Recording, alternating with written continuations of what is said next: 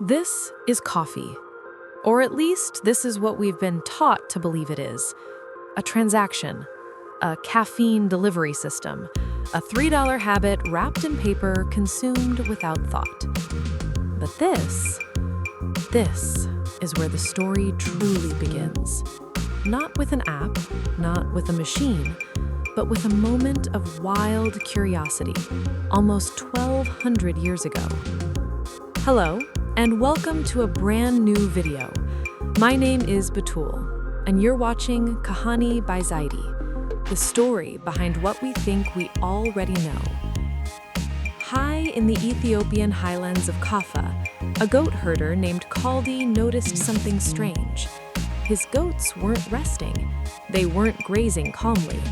They were dancing, leaping, restless, drawn again and again to a shrub heavy with bright red berries.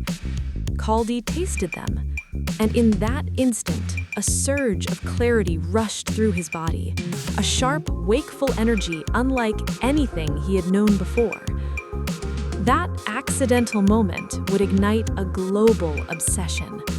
But how did a humble berry cross oceans, reshape cultures, topple monopolies, and quietly become the engine of the modern world? And more importantly, what did we give up in our rush to consume it faster? The journey began in secrecy. Arab mystics, searching for a way to remain awake through long nights of prayer, roasted and brewed the beans. They called it qahwa, the wine of Islam. This was not indulgence, it was focus, a sacred technology for the mind, guarded within monastery walls. But ideas, like steam, cannot be contained. Coffee spilled into the public sphere, and suddenly, the cafés appeared across the Ottoman world, the first social networks in history. Places where people debated politics, exchanged news, questioned authority. Power noticed, and power panicked. Coffeehouses were banned. But you cannot ban what people have already claimed as their own. Where coffee flowed, minds sharpened, conversations deepened, ideas multiplied. Coffee became more valuable than spice. Exporting a fertile bean was punishable by death. The Arab monopoly was absolute, and yet fragile. It took only 7 seeds. Smuggled against a pilgrim's body, they broke a continent's grip and sent the coffee plant spiraling into a waiting world.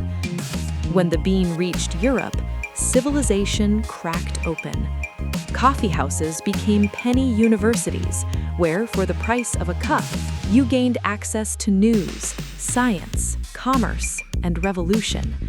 Insurance markets, stock exchanges, Enlightenment philosophy, all brewed in crowded rooms thick with smoke and ideas.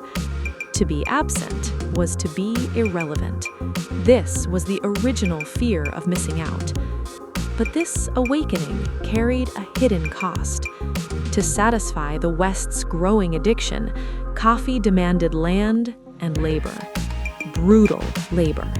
Plantations expanded, lives were exploited, entire economies were built on suffering far from the cafe table.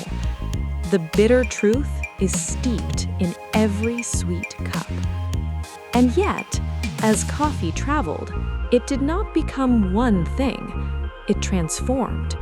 In Turkey, it became ritual, slowly brewed, carefully served, its grounds red like the future written in ash. In Italy, it became speed, the espresso, a 30-second punctuation mark in the day. In Sweden, it became fika, a non-negotiable pause, a social contract that says connection matters more than productivity. And in Vietnam, scarcity sparked innovation. Strong coffee met condensed milk, creating an icon the world would later adopt. Today, we stand at a crossroads. We can treat coffee as anonymous fuel, fast, cheap, forgettable. Or we can choose the circle. A new movement asks us to taste backwards, to find notes of berry, jasmine, earth, to know the farmer's name, to understand the system behind the sip. This is the new choice. Every cup is a vote for anonymity or connection, for exploitation or equity. From a herder's curiosity to a monk's prayer to a revolutionary's fuel to a family's pause, this has never just been the story of a bean. It's the story of us, searching for clarity, warmth, and meaning in a chaotic world. So the next time you raise your cup, remember, you are not just holding a drink. You are holding a story. The only question left is how will you drink it today? Until next time, Fi Amanallah.